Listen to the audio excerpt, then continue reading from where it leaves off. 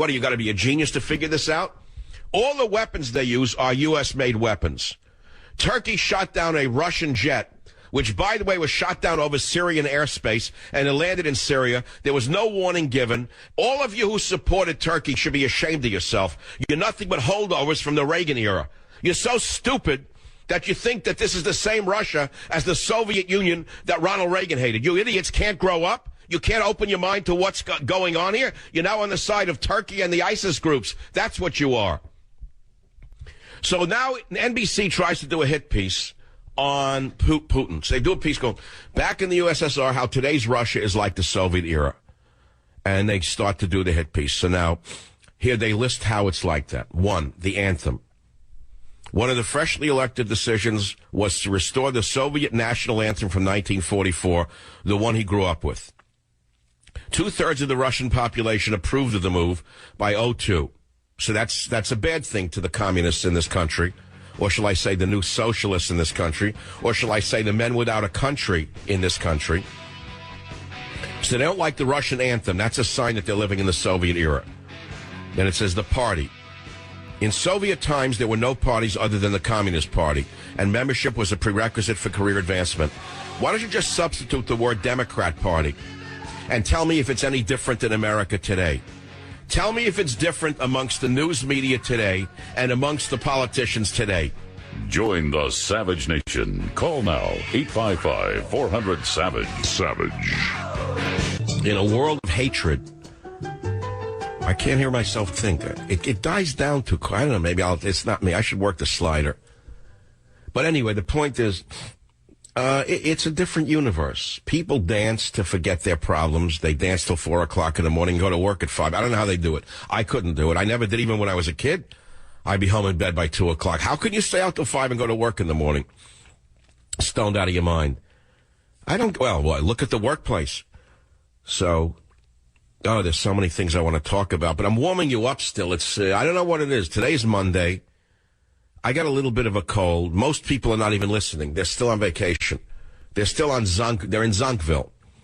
What is it like? It took off Thursday, Friday, Saturday, Sunday, Monday, also off. What in the world? Where are they? What are people doing on vacation this long? 5 days, what, drinking and eating? Parasailing, ziplining. This is what you live for? This is 5 million years of evolution to get drunk on a holiday?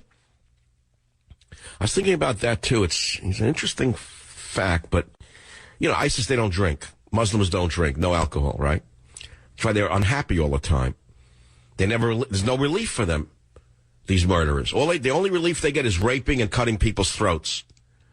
So I once had a solution to this problem. I know it's absurd. Instead of dropping bombs for all your peaceniks, what do you think about them flying overhead and the U.S. Air Force under Obama not dropping bombs, but dropping tens of thousands of plastic bottles of airplane booze, the 1-ounce shots, various types, and copies of Playboy all over the ISIS strongholds? I don't know, maybe that'll stop them. Maybe they'll wake up to how stupid they are. Look what they're missing. But if it's a battle between caffeine and alcohol, I don't know who's going to win this one. Alcohol worked to tame the world, by the way. For hundreds of years, the West used alcohol to deaden their feelings as they conquered third world nations and exploited the natives. And so they used alcohol to deaden their feelings as they did these things. But now that political correctness has infected the entire West, you couple that with alcohol, it's a functionless military.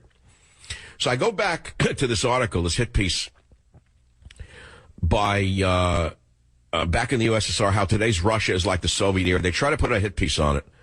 So they start with the anthem, then the party. There's no parties other than the Communist Party. And I say, substitute the Democrat Party and see if that doesn't apply here in America. Now we go to spies. Here's what they write. By the mid-2000s, up to 80% of the Russian ruling establishment was made up of people with backgrounds in security services, according to a study. The trend was confirmed in numerous subsequent studies. Above all, this included the Soviet secret police, the KGB, which handled counter-espionage and brutally suppressed political dissent. Okay, that's real. Now, the KGB successor to the Federal Security Service, the FSB, okay, FSB, if you watch Homeland, that's the FSB, is now both powerful and feared. It is tasked with fighting spies and extremists, but it also monitors the political opposition to the government.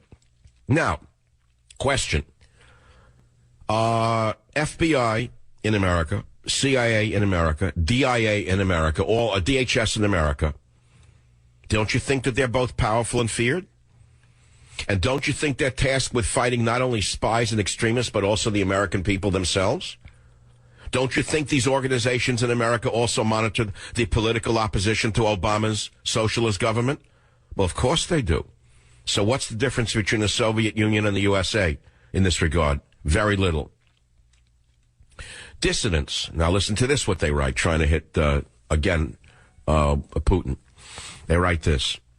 Joseph Stalin, the Soviet Union's feared leader who ran the country with an iron fist from 24 to 53, purged, imprisoned, and executed his critics.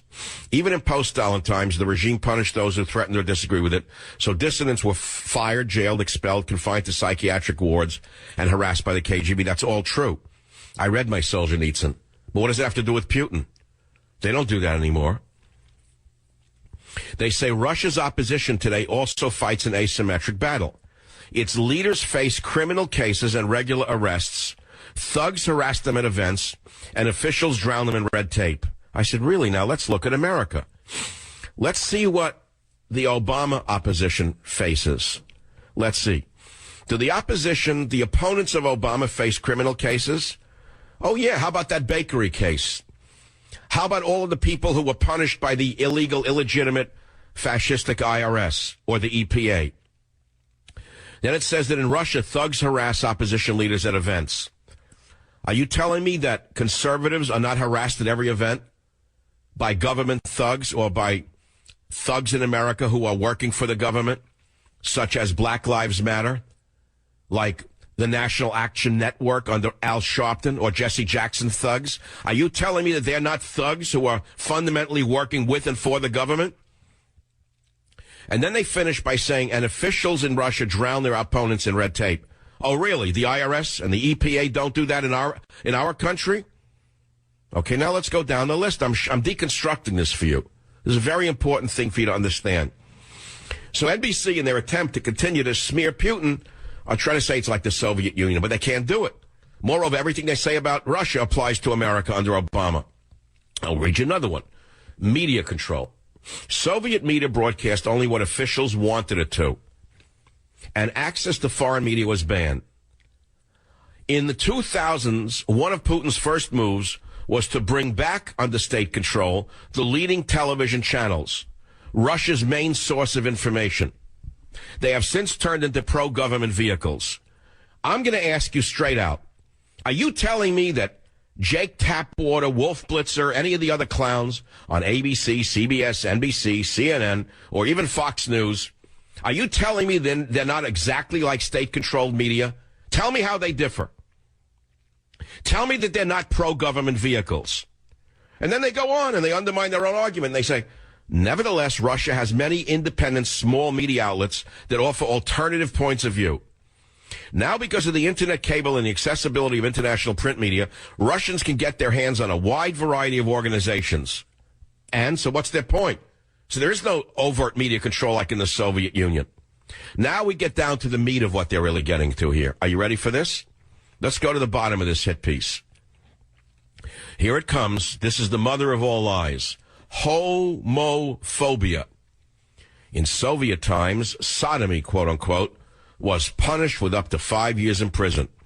In Putin's Russia, quote, promotion of homosexuality, unquote, to minors carries fines and arrests, and public displays of same-sex affection or transgender behavior can result in public abuse. Now they undermine themselves. But homosexuality is not a crime anymore. Even if some people are intolerant of it, and public figures often speak out against it. Ladies and gentlemen, I rest my case. The fact of the matter is, you know and I know, there are no dangers for people of different sexual orientations in Russia. You know that as well as I. But you also know that there's a war against Putin for a number of reasons, and one of the reasons is this. This is the Savage Nation. Now let's go to calls, 855-400-7282. WABC, John, welcome to the program. What's on your mind today? Dr. Savage, several things. When you drop those little airplane bottles, On ISIS, you ought to wrap condoms around them, too. Then the left will love you for sure. Well, I don't know about that, but just the airplane bottles and the Playboy would be plenty. And the Klitschko fight. I watched the same fight as you. He was horrible. He didn't do anything except tackle. He didn't lift his hands. He was doing it for the money, and he was an embarrassment to the sport. He never should have taken the fight. I agree. And finally, Government Zero. I got that for my birthday early in the month. I just finished it, and it was perfect timing because in the sociology class that I have. Are you allowed to bring it to school, or you're going to be fined? How no good I am, how no good my forefathers were, and how no good this country is. But I just finished reading your book. What a fantastic book. I'm getting ready to write a paper. I'm not going to plagiarize you. I'm going to. No, go ahead. Make my day. Plagiarize it. Just quote me. I'm going to give credit where it's due. But you just made my assignment so much easier. Well, thank you very much for being so kind with your comments. I want to read a paragraph. I wasn't going to do it, but it fits right in. There's a new Wikipedia entry by a physicist named Dr. Jack Sarfati. And here's what he wrote. He said, Savage's latest political book is Government Zero, a well-reasoned, powerfully written critique of the Obama administration's foreign and domestic policies, including Hillary Clinton's tenure as Secretary of State. Savage supports Vladimir Putin's policy in Syria and accuses Obama of wanting to destroy Israel. Whether you like him or not, he wrote, Putin is another example of a real leader, page 38. Once Iran has the bomb, he'll blackmail Israel into giving up Judea and Samaria, writes Savage. Not only do they hate the traditional Judeo-Christian values that Israel and America were founded upon, but to liberals like Obama and his fellow travelers in the universities of America and Europe, Israel is the reason the Muslims are on the warpath. This is one of the great lies you'd expect from Adolf Hitler's Ministry of Propaganda, page 75. There's many other things that were written very well. And, of course, as you well know, the haters are going on to Wikipedia to try to undo the truth about me and my book. 855-400-7282. Ray on WABC, what's your topic today? Yeah, I think Putin's doing a great job attacking ISIS. I think the citizens over there are more safe than we are here. Let me explain something to you. This is something that the rats at the New York Times have not yet reported. But you know the, quote, Turkoman who shot down the Russian fighter jet on behest of the fascist Muslim dictator Erdogan in Turkey? They don't exist anymore. Do you know that Putin wiped them off the planet? The so-called Turkoman were moderate terrorists. They were Obama's moderate terrorists who we have been funding and giving weapons to. Do you know that as well? No. No, see, let me explain something. While everyone sleeps, I do my homework. Remember we heard that the Russian fighter jet was shot down over Turkey? It wasn't over Turkey. It was shot down over Syria. So that's egg all over the face of the neocons in the media who immediately jumped against Putin and said he got what he deserved. You should be ashamed of yourself because you're on the side of Erdogan and ISIS. Now, number two, the Turkoman, so-called, were Obama's, quote, moderate terrorists. Moderate terrorists. Now, isn't that an oxymoron? It is, of course, except to the sorority that runs America. The moderate terrorists are the ones who shot down the plane. Putin unleashed hellfire on them from naval ships, from airplanes. They're no longer existent. He wiped them off the planet. But you don't know about that. So the fact of the matter is a lot is going on behind the scenes, and I try to look behind the scenes to see what it is to bring to you to the show every day. That opens up one line at 855-400-7282. Yeah, there's a lot of good callers out there. We don't have to stick to this. Rich on WMAL, what's your topic? Fire away. Yes. As far as Putin is concerned, I love the guy. And, you know, if I were president of this country, I'd be hunting with him 3 times a year. You know, this is nonsense what they want to do. And you know, there's a lot of people in this country who understand that Putin is on the right side of this. He is Christian. And Putin is a Christian leader standing up for Christian values around the world. And the fact of the matter is Obama is the opposite. And the battle on the planet right now is ISIS versus Christ. That's how I saw this. Do you agree with me?